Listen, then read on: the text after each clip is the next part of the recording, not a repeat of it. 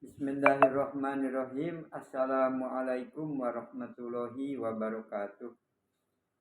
Alhamdulillah, mari kita lanjut pembahasan masih dari buku Islamologi karya Maulana Muhammad Ali MALLB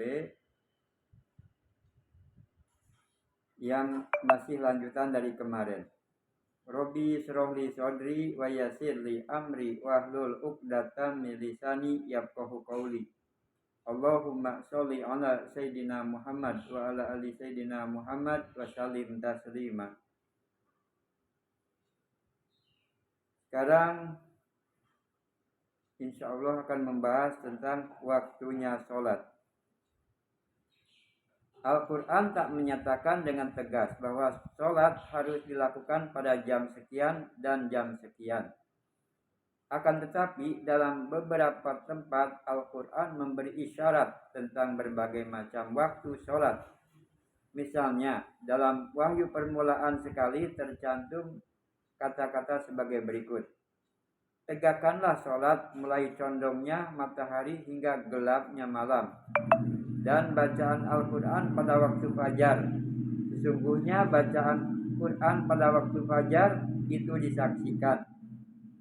Dan pada sebagian malam bangunlah dengan menjalankan itu sebagai tambahan di luar apa yang diwajibkan kepada engkau.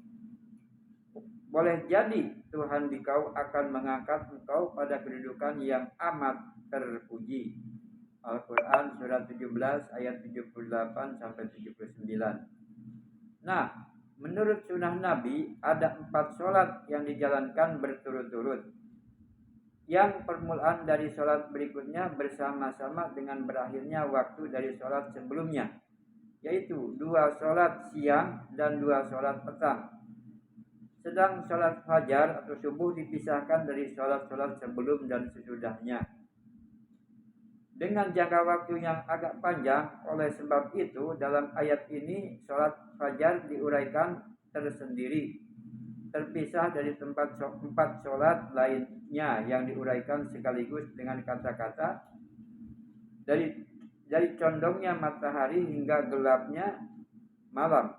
Sebagaimana akan kami terangkan nanti, panjangnya waktu dari tiap-tiap sholat tersebut meliputi jangka waktu dimulainya sholat berikutnya, terkecuali antara sholat asar dan sholat maghrib, yang perlu diadakan waktu menunggu sebentar sampai matahari benar-benar terbenam. Dari ayat tersebut terang sekali bahwa di luar sholat subuh, sholat-sholat itu dimulai dari condongnya matahari pada siang hari. Yang ini menjadi permulaan waktu sholat dan berakhirnya pada waktu gelap di malam hari. Yang ini merupakan waktu sholat terakhir pada hari itu. Jadi selain sholat subuh yang diterangkan dalam ayat tersebut adalah waktu sholat zuhur dan sholat isya. Sebagai tambahan, sholat wajib dalam ayat tersebut diuraikan sholat malam yang disebut tahajud, yang dikatakan sebagai nafilah atau sholat sunat. Di tempat lain dalam Al-Quran yang termasuk pada waktu permulaan waktu-waktu sholat diuraikan lebih jelas lagi sebagai berikut. Dan maha sucikanlah dengan jalan memuji Tuhan dikau sebelum terbit matahari dan sebelum terbenamnya. Dan maha sucikanlah dia pada waktu malam dan sebagian waktu siang, agar engkau merasa senang. Surat 20 ayat 130.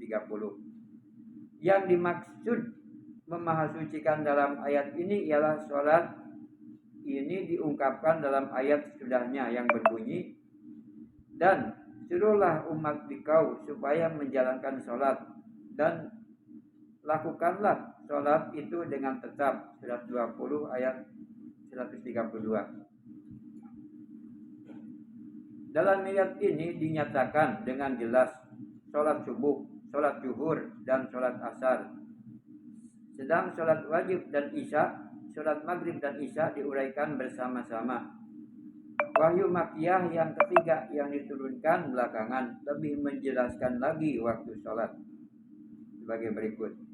Dan tegakkanlah sholat pada 2 ujung hari dan pada bagian permulaan malam. Al-Quran surat 11 ayat 114. Ditambahkannya perkataan pada bagian permulaan malam dalam ayat ini menunjukkan dengan terang bahwa selain sholat malam Isya yang diuraikan dalam surat 17 ayat 78 dan pula sholat pada bagian permulaan malam yaitu sholat maghrib yang segera dilakukan setelah matahari terbenam. Jadi dalam Al-Quran surat 17 dan sampai ayat 78 diuraikan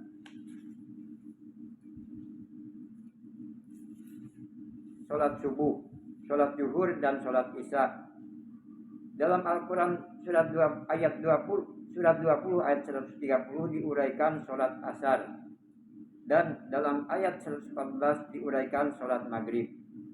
Alhamdulillah, demikian pembahasan untuk hari ini. Insya Allah disambung besok. Terima kasih.